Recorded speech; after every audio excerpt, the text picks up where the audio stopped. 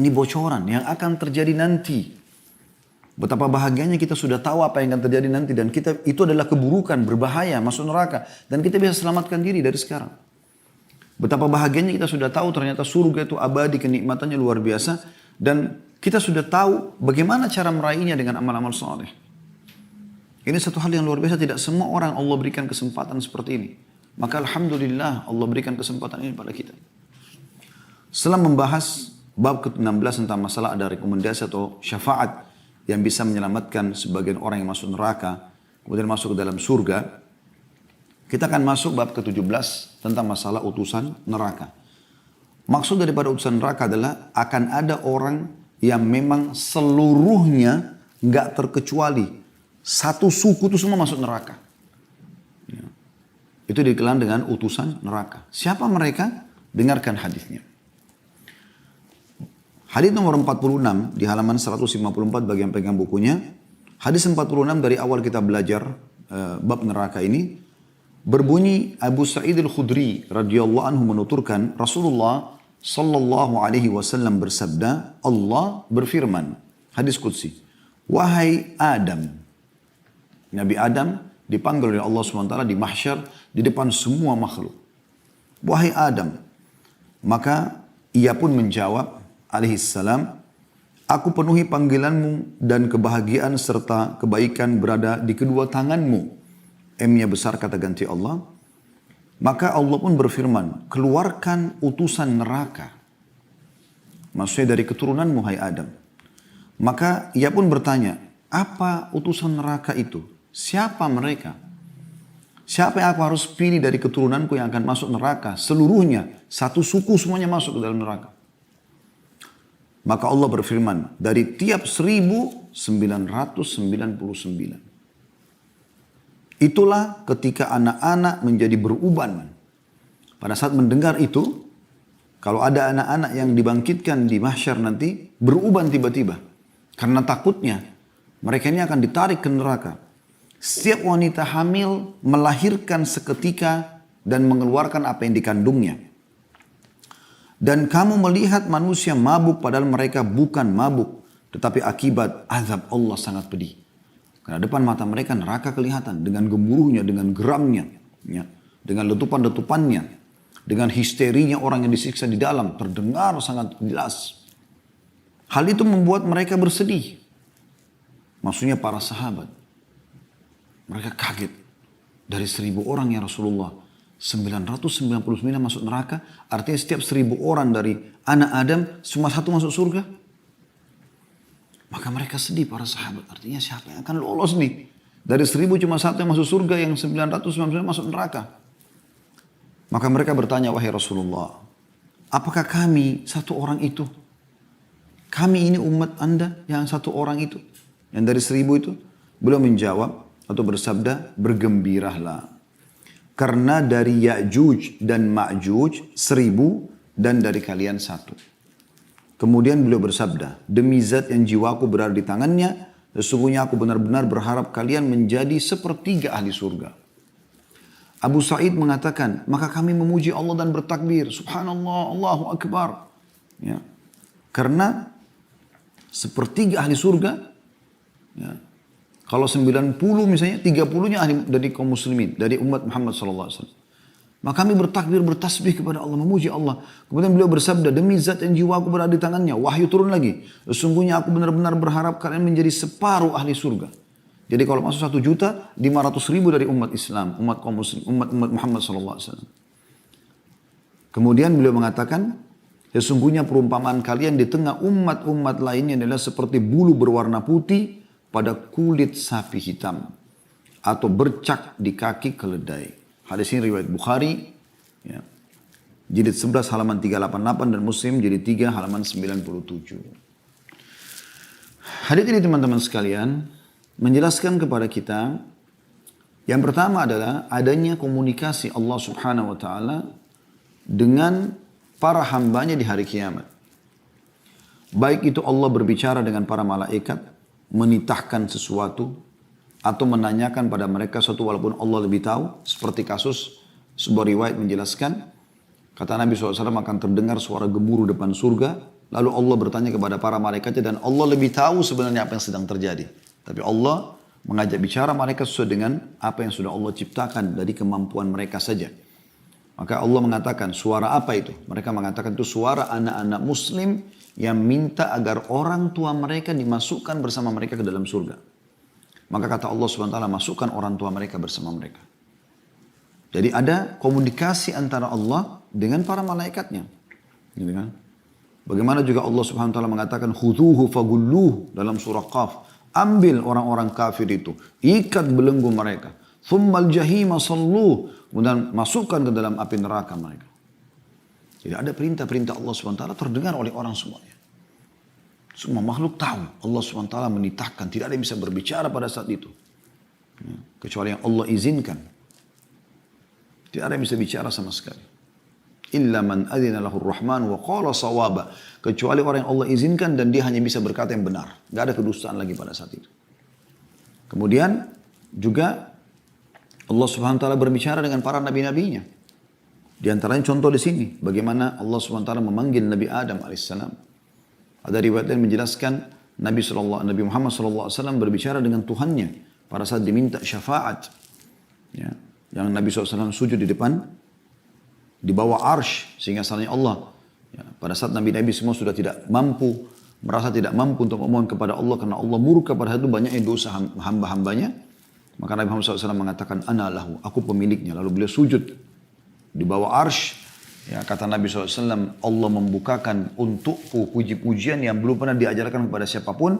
Dan aku sujud Allahu alam berapa lama. Sampai aku mendengar Allah berfirman, ya Muhammad irfa' ra'sak washfa' tushfa'. Hai Muhammad, angkat kepalamu, berikan syafaat, maka akan didengar syafaatmu. Jadi ada pembicaraan antara Allah SWT dengan para nabi, dan itu orang dengarkan semuanya. Ya. Begitu juga Nabi Adam AS. Nah, salah satu kejadian yang luar biasa pada saat di mahsyar nanti, dan ini bocorannya ini pasti demi Allah terjadi. Anda dan saya akan dengarkan ini nanti. Allah berfirman pada nabinya Adam, wahai Adam, sekarang kita sudah dapat bocorannya ini. Maka Adam menjawab, ya labbaika wa sa'daik. Ya, aku penuhi panggilanmu dengan santun dan kebahagiaan serta kebaikan. Wal khairu kullu biyadaik. Semua ada di kedua tanganmu. Maka Allah berfirman, keluarkan utusan dari keturunanmu. Utusan neraka. Maka Nabi Adam pun bingung. Siapa mereka? Siapa dari keturunan yang harus keluarkan? Menjadi khusus langsung masuk neraka. Tanpa ada timbangan amal lagi. Langsung dilemparin ke api neraka. Tidak ada negosiasi, tidak ada toleransi. Penghuni neraka yang paling pasti mereka ini. Maka Allah pun mengatakan keluarkan dari setiap 1999. Maka Nabi SAW mengatakan pada saat itu orang-orang yang di mahsyar, kalau ada anak kecil mereka tiba-tiba beruban karena takutnya di depan mata nggak ada kecuali neraka dan surga. Serta surga berada jauh di sisi lainnya neraka. Orang kalau mau ke surga harus lewatin neraka. Nanti kita pelajari ada sirat, ada jalan yang dibentangkan di atas neraka. Kalau lolos baru bisa masuk ke dalam surga. Jadi pada saat itu anak-anak pun yang masih kecil beruban tiba-tiba. Kalau ada perempuan hamil, gugur kandungannya. Gitu kan? Orang semua sempoyongan, ketakutan. Karena nggak ada tempat lain. Nggak bisa lolos, nggak bisa selamat. Dibelenggu tangan dan leher mereka. Digiring oleh para malaikat yang selalu patuh terhadap perintah Allah. Mereka sangat kuat, mereka kekar. Ya. Mereka penjaga neraka itu kalau sudah masuk ke neraka Zabaniya, mereka luar biasa, mereka sangat keras, kasar. Ya. Kepada orang-orang yang membangkang ini. Maka para sahabat sempat sedih pada saat itu. Sedih dengan apa yang terdengar dari permasalahan tadi. Jadi yang penting saksi bahasanya adalah bagaimana Allah SWT berbicara dengan hamba-hambanya. Dan ini adalah isbat penetapan sifat kalamnya Allah SWT. Makanya Allah berfirman tentang Nabi Musa AS. Wa kallama Allah Musa taklima. Dan Allah mengajak bicara Musa secara langsung. Ya. Begitu juga Nabi SAW menggambarkan sifat kalamnya Allah ini tentang para syuhada Uhud. Di antaranya kisah Abdullah bin Haram radhiyallahu anhu. Yang orang-orang yang pertama mati syahid di perang Uhud. Semoga Allah gabungkan kita bersama beliau dan para orang-orang saleh lain di surga Firdausnya tanpa hisab. Orang yang luar biasa keimanannya. Kata Nabi SAW kepada anaknya yang bernama Jabir, "Hai Jabir, apakah kau tahu apa yang terjadi pada ayahmu?" Dia mengatakan, "Tidak ya Rasulullah." Kata Nabi SAW, "Semua orang diajak bicara oleh Allah dari belakang hijab kecuali ayahmu." Allah menanyakan, "Hai hambaku, mintalah apa yang kau mau." Karena semalam suntuk sebelum perang Uhud di hari Sabtu, Abdullah bin Haram radhiyallahu anhu memohon terus kepada Allah, "Ya Allah, matikan saya syahid besok." Terus dia mohon supaya mati. Karena ketulusannya Allah hargai itu. Kata Nabi SAW, semua orang Allah ajak bicara dari belakang hijab kecuali ayahmu. Langsung Allah tanya, "Mintalah wahai hambaku." Maka ayahmu mengatakan, "Apa lagi yang aku inginkan?" Setelah dia lihat semuanya surga, begitu tertusuk oleh musuh, terlihat semuanya surga, dayang-dayangnya, kenikmatan yang luar biasa gitu. Terus Allah mengatakan, "Mintalah." Pada saat ayahmu sudah tidak tahu harus menjawab apa lagi karena Allah selalu suruh dia minta, maka dia mengatakan, "Ya Allah, kembalikan saya ke dunia supaya saya terbunuh lagi. Jadi supaya saya dapat lagi yang seperti ini, karena tidak ada nikmat yang mengalahkan itu." Begitu juga ya, dalam hadis yang lain tentang kita semuanya, kata Nabi SAW, tidak ada seorang pun di antara kalian kecuali akan bicara dengan Tuhannya di mahsyar tanpa ada penterjemah.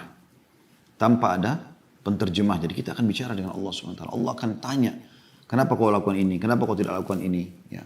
Kenapa kau tidak taubat? Kemanakan kau? Kemanakan harta itu? Kemanakan keberanian yang aku berikan? Kemana ini? Kemana itu? Kemana ini?" Ditanya semuanya oleh Allah SWT. Ya. Yang kedua teman-teman sekalian, tentang dahsyatnya hari mahsyar itu. Bagaimana hari kebangkitan itu luar biasa. Sangat wajar kalau seseorang mukmin itu hati-hati. Maka saya ingatkan diri saya teman-teman sekalian dengan Anda sekalian. Ya. Jadilah orang yang selamat di mahsyar itu. Bagaimana caranya Ustaz? Ada hadis Nabi SAW. 7 golongan kata Nabi SAW. Yang nanti akan selamat di mahsyar. Berada di bawah naungan arsy-Nya Allah. Mereka tidak rasakan panasnya matahari. Panasnya pada saat itu ya. Mereka tidak lagi mendengarkan hiruk-pikuk orang yang lagi histeri karena orang tenggelam dengan keringatnya masing-masing. Mereka selamat. Nabi SAW sudah sampaikan teman-teman. Jadikan salah satu dari golongan 7 ini. Bahkan ada 8 golongan sebenarnya. Nanti kita sebutkan yang satu. Tapi 7 ini digabungkan dalam satu hadis. Imam yang adil. Kalau Anda jadi pemimpin, jadilah pemimpin yang adil.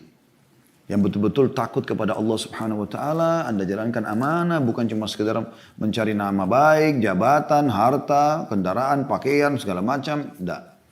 Memang tahu akan dihisab oleh Allah Subhanahu wa taala. Contoh terbaik adalah Abu Bakar, Umar, Uthman, Ali, Khulafaur Rasyidin lah ya. Begitu juga dicontohkan oleh Umar bin Abdul Aziz yang sering dinukil kisahnya, Muawiyah bin Abi Sufyan dan seterusnya. Semua itu adalah ada kisah-kisah yang sudah masyhur. Anda bisa kembali ke playlist kami. Ikutin tentang Tabligh Akbar serial sahabat. Adil. Ya. Mudah-mudahan kita berharap, ini tentu pemimpin negara yang masuk dalamnya. Jadi pemimpin negara itu berada di ujung tombak ya. Dia bisa masuk ke dalam surga karena adilnya dan kebaikannya. Ya, atau dia masuk ke neraka karena kefasikannya. Kemudian kata Nabi SAW setelah imamun adil. Kemudian ada seseorang ya, yang hatinya terikat dengan masjid. Saya tidak urutkan ya, sesuai yang saya ingat saja. Seseorang yang terikat hatinya dengan masjid. Artinya setelah selesai pulang dari satu sholat, gelisah lagi ingin sholat setelahnya. Terus begitu. Qalbuhu mu'allakum bil masajid. Hatinya terikat dengan masjid, gelisah. Begitu selesai sholat duhur, nih sebentar lagi asar nih. Dia mau tidur siang pun dia gelisah. Dia mau kerja apa-apa ini, bunyiin alarm, jangan sampai lewat nih asar. Gitu. Orang seperti itu, sampai dia datang ajalnya. Yang ketiga adalah seseorang yang bersedekah dengan tangan kanannya sampai-sampai tangan kirinya tidak tahu. Suka bersedekah, tiap hari dia bersedekah. Teman-teman sedekah pangkal kaya. Obati penyakit anda dengan sedekah, kata Nabi SAW. Dawi mardakum bis sadaqah. Obati orang sakit kalian dengan sedekah. Kita sudah sering sebutkan tentang materi dahsyatnya sedekah. Bersedekah. Bantu orang, bantu. Berikan. Sebenarnya secara kasat mata, Anda sedang kekurangan harta karena memberikan orang itu. Sebenarnya secara hakikatnya tidak seperti itu. Anda sedang membawa harta itu ke akhirat. Sampai saya pernah berbagi dengan beberapa orang jemaah, di antaranya saya membahasakan. Waktu dia bilang, Ustaz bagaimana ya, kita tinggalkan harta buat anak-anak ya, warisan segala macam. Mana lebih baik? Atau saya bersedekah? Saya bilang subhanallah, yang lebih baik Anda bawa harta Anda ke akhirat. Anak-anak ada rezekinya sendiri. Anda boleh bangunkan masa depan dia dengan pendidikan yang bagus. Misal ya, Mereka juga sudah punya rezekinya sendiri. Tapi jangan Anda luputkan diri Anda dari sedekah. Bangun masjid, rumah anak yatim, jalanan, WC umum, apa, semua. Anda bawa ke akhirat. Nilainya sesuatu Anda bawa ke akhirat. Itu yang mahal tuh. Dan hati-hati dari riya. Karena di sini dikatakan orang yang bersedekah ya, dengan tangan kanannya sampai tangan kiri tidak tahu. Artinya ini kan tidak ada hubungannya tangan kanan sama tangan kiri. Tapi maksudnya kalau tangan kiri aja nggak tahu apalagi orang lain. Jangan riya. Dan yang keempat, seseorang yang dipanggil oleh lawan jenisnya. Disebutkan cirinya di sini. Warajulun da'athum ra'atun dhatu mansibin wa jabal wa qala inni akhafullah. Seorang laki-laki yang dipanggil oleh seorang wanita yang dhatu mansib wa jamal. Sudah punya kedudukan, orang kaya, anak pejabat dan segala macam. Dan sangat cantik. Untuk berzina. Tapi dia mengatakan saya takut kepada Allah. Insya Allah masuk di sini juga kalau seorang wanita diajak oleh laki-laki yang tampan, yang kaya, yang segala macam. Lalu dia tidak mau, takut sama Allah. Maka ini masuk dalam kategori. Anda bisa selamatkan diri Anda dari perzinahan. Gitu kan? Ini jelas. Kemudian yang kelima. Warajulun dzakarallah khalian fafadat ainah. Seseorang yang mengingat Allah sendiri lalu dia menangis. Ya, meneteskan air mata. Karena Allah subhanahu wa ta'ala. Baca Al-Quran. Berdoa kepada Allah. Muhasabah, introspeksi tentang kesalahan-kesalahan kita yang lalu. Supaya jangan sampai kita terjerumus lagi gitu loh. Ya. Kita mengingat Allah SWT, ingat neraka, ingat surga. Gitu. Kita hati-hati. Ya. Jadi jangan sampai kita terus menerus terjerumus dalam kesalahan dan tidak menyesali masalah itu. Kemudian yang keenam adalah rajulani tahabba fillah. Ijtama alaihi wa tafarraqa alaihi. Dua orang yang saling mencintai karena Allah. Ini sesama jenis ya. Laki-laki sama laki-laki, perempuan sama perempuan. Cari teman yang paling baik, yang saleh. Laki-laki sama laki-laki, yang soleh, perempuan sama perempuan. Karena ibadahnya, karena kedekatan dirinya kepada Allah, Anda jadikan dia sebagai sahabat karib Anda. Anda saling mencintai karena Allah, membenci juga karena Allah. Artinya kalau kapan dia melakukan pelanggaran, Anda ingatkan dia tidak mau dengar, maka disitulah Anda tinggalkan dia juga karena Allah. Ya. Jadi betul-betul Anda lakukan perbuatan-perbuatan seperti ini, supaya Anda selamat. Ya. Supaya Anda selamat. Ini kita sudah dapat bocorannya. Kenapa Anda tidak lakukan ini? Dan tidak ada yang sulit gitu. Sholat di masjid tidak sulit. Menolak perzinahan tidak sulit. Kalau Anda pemimpin, Anda menjadi adil tidak sulit. Gitu kan? Anda bersedekah dengan sembunyi-sembunyi tidak sulit. Tidak ada yang sulit gitu. Menyesali kesalahan juga tidak sulit. Semuanya bisa kita lakukan. Ya. Kenapa tidak lakukan sementara kita bisa selamat di mahsyar dari itu semua? Itu luar biasa. Gitu. Harus kita fahami masalah ini.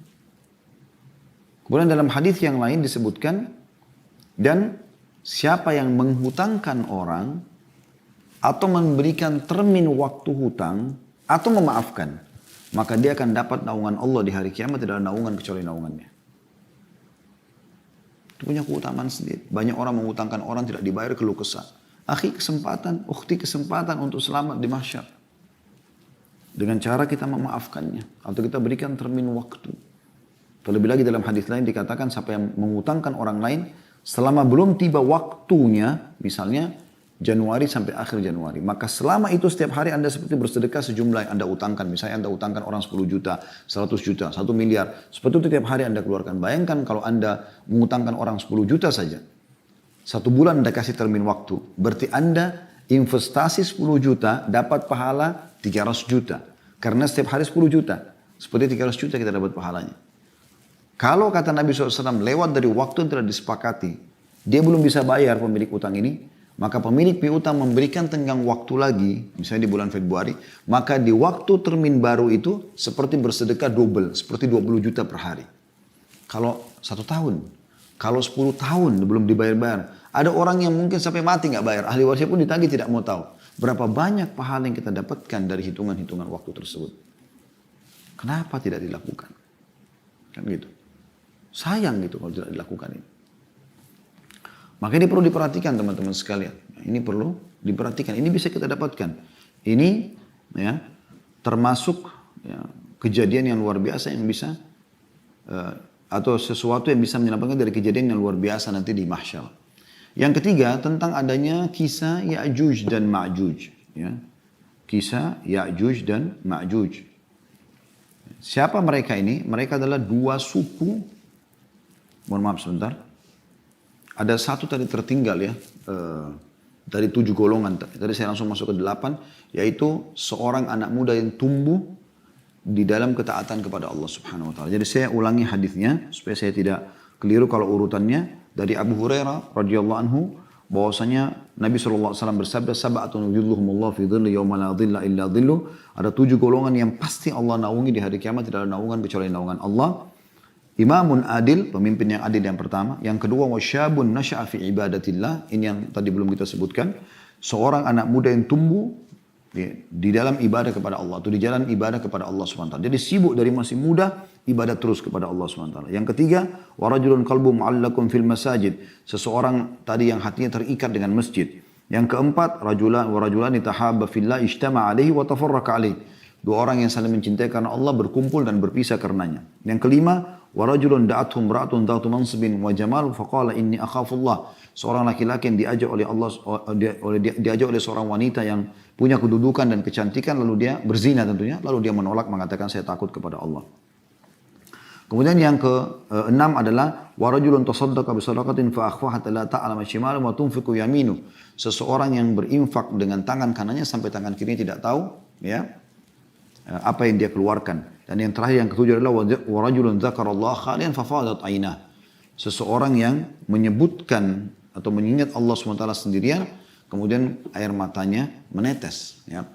Itu 7 golongan. Dan yang ke-8 tadi yang mengutangkan orang. Semua bisa Anda lakukan. Keputusan di tangan Anda teman-teman sekalian. Ya. Kemudian yang ketiga adalah masalah adanya Ya'juj dan Ma'juj.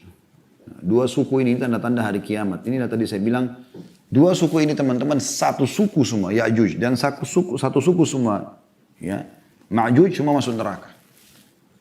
Dan jumlah mereka banyak sekali. Siapa mereka? Yang dari anak Adam. Diceritakan, Anda setiap malam Jumat atau hari Jumat Anda disunnahkan baca surah Al-Kahfi. Dan kisah mereka disebutkan dalam surah Al-Kahfi. Mereka adalah orang-orang yang membuat kerusakan di muka bumi. Satu suku semua itu penjahat itu. Membuat kerusakan di muka bumi. Dan Allah ceritakan bagaimana Dzulkarnain Allah Subhanahu Wa Taala pilih. Ada yang mengatakan dia nabi, ada yang mengatakan dia orang raja soleh. Intinya dalam surah Al-Kahfi diceritakan dia pun mendatangi lokasi yang ada Ya'juj Ma'juj, lalu kemudian penduduk setempat meminta agar diselamatkan dari mereka. Maka dalam surah Al-Kahfi digambarkan bagaimana dia menutup jalan, akses jalan Ya'juj Ma'juj yang berada di sisi lainnya gunung, lalu ditutup penyambung antara dua gunung tersebut dengan besi yang dipanaskan, kemudian dituangkan dengan timah yang meleleh ya, sampai akhirnya menjadi sangat kuat dan Allah mengatakan Ya'juj Ma'juj tidak bisa menembus benteng tersebut. Ya, sebagian ulama mengatakan mereka pun tidak punya ide untuk menaikinya, ya mereka cuma mau mulus masuk, maka mereka tidak bisa. Dan kata Nabi SAW, ya mereka akan keluar nanti di saatnya. Ya. Nah, Allah SWT menggambarkan juga dalam Al-Quran, mereka akan keluar nanti di saatnya. Kata Nabi SAW, sebelum beliau meninggal, sungguh kecelakaan bagi bangsa Arab. Dari keburukan yang sudah berdekat, sesungguhnya telah terbuka dari temboknya Ya'juj Ma'juj sebesar ukuran ini. Lalu Nabi SAW memberikan gambaran dengan penyatuan jari-jari beliau atau dua jari beliau SAW. Jadi mereka sudah bisa melihat. Dan kata Nabi SAW dalam sebuah hadis, mereka selalu menggali, berusaha. Pada saat mereka sudah mau berhasil menembus, ya, lalu mereka tertidur, besok pagi mereka bangun kembali lagi utuh. Mereka gali lagi begitu terus sampai menjelang nanti saatnya mereka keluar. Dan kalau mereka sudah keluar, mereka buat kerusakan di muka bumi. Ya Allah menggambarkan bagaimana mereka turun dengan sangat cepat dari gunung itu nanti. Kemudian mereka membuat kerusakan di muka bumi. Membunuh semua orang yang mereka temui selain dari mereka. Padahal mereka dari anak Adam. Mereka punya ciri-ciri tersendiri tentunya. Kami pernah dapatkan dari guru kami.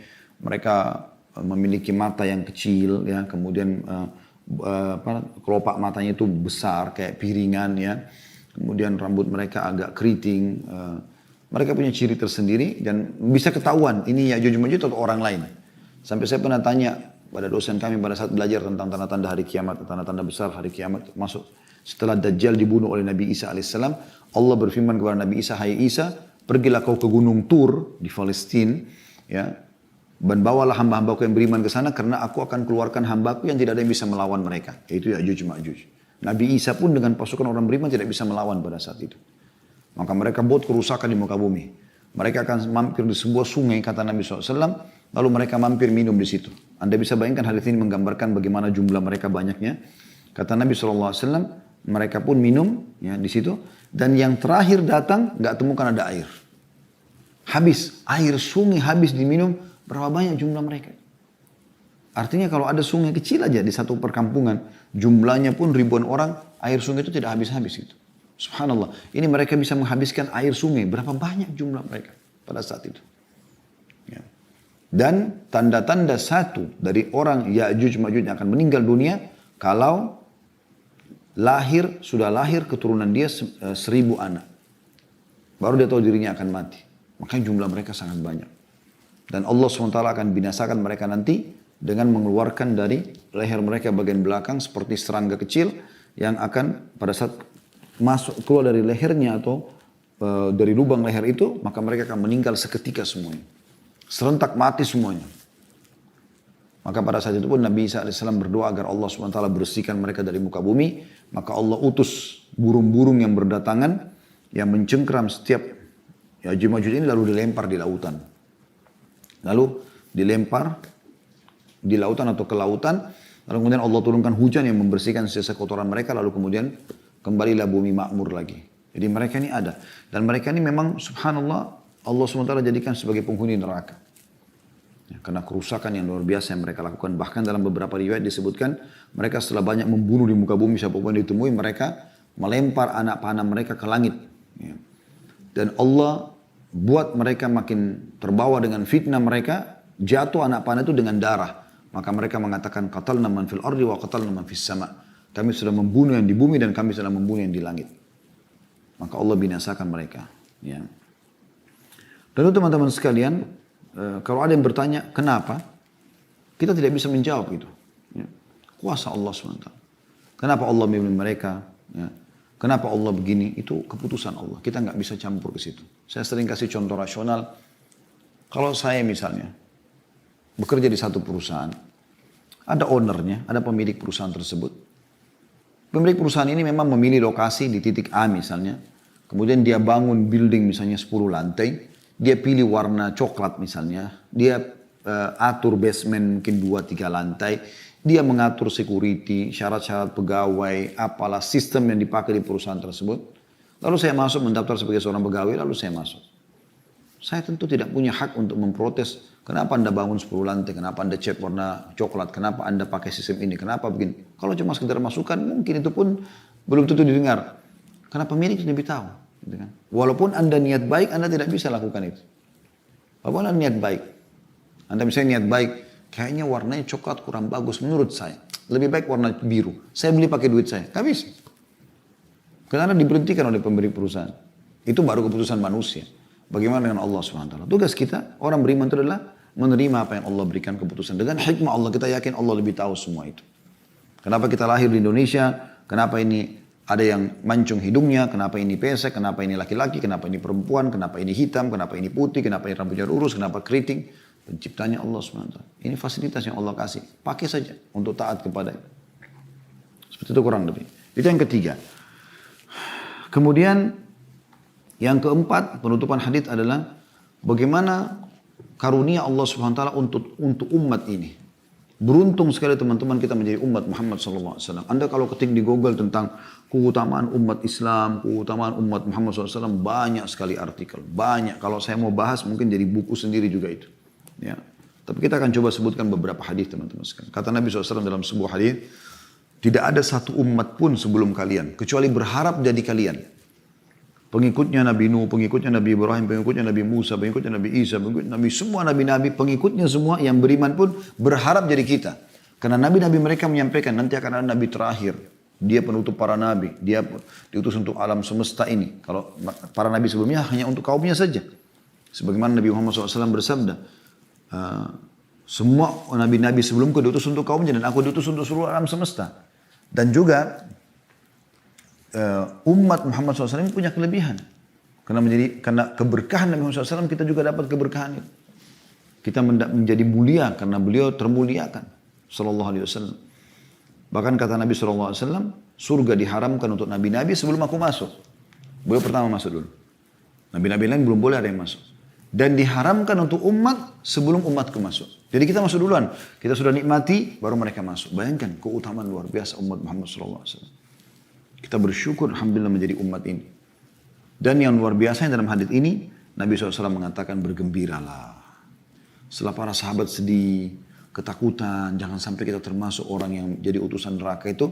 Tapi setelah Nabi SAW menjelaskan Ya'juj dan Ma'juj dan mereka tahu kisah dalam surah Al-Kahfi, lalu Nabi SAW mengatakan bergembiralah. Memasukkan kegembiraan dalam hati para sahabat, mengatakan sesungguhnya aku diberitahukan kalau kalian akan menjadi sepertiga penghuni surga. Ini luar biasa, berapa banyak umat sebelum kita. Tapi kita dijadikan sepertiga. Lalu sahabat bertakbir, subhanallah, Allahu Akbar. Ya. Kemudian Nabi SAW mengatakan, ya, seakan-akan Nabi mengatakan, ini ada wahyu baru turun lagi. Demi zat yang jiwaku ada di tangannya, maksudnya demi Allah. Kalian akan menjadi setengah penghuni surga. Allahu Akbar, ini luar biasa, setengah penghuni surga. Miliaran orang, kita setengahnya. Berapa jumlah umat Muhammad SAW? Ini menandakan memang jumlah kita akan sangat banyak sekali. Gitu. Ini berita gembira teman-teman sekalian, tapi sekali lagi, jadilah ya orang-orang yang masuk surga dari awal tanpa hisab. Ya, itu penting, kan gitu. Jadi, walaupun kita dapat bocoran-bocorannya, ada orang yang nanti dapat syafaat segala macam, nanti dari neraka masuk ke surga juga kalau dia beriman, tapi terbakar dulu. Nah, itu semua informasi yang perlu kita ketahui, tapi bukan kita menjadi mereka. Kita menjadi orang yang pertama masuk ke dalam surga. Kalau Anda bisa menjadi orang yang prestasi dari awal masuk di kampus Anda kuliah, atau Anda bisa menjadi seorang pengusaha yang sukses dari awal Anda berdagang, kenapa tidak? Kenapa harus melalui dulu sesuatu yang sulit?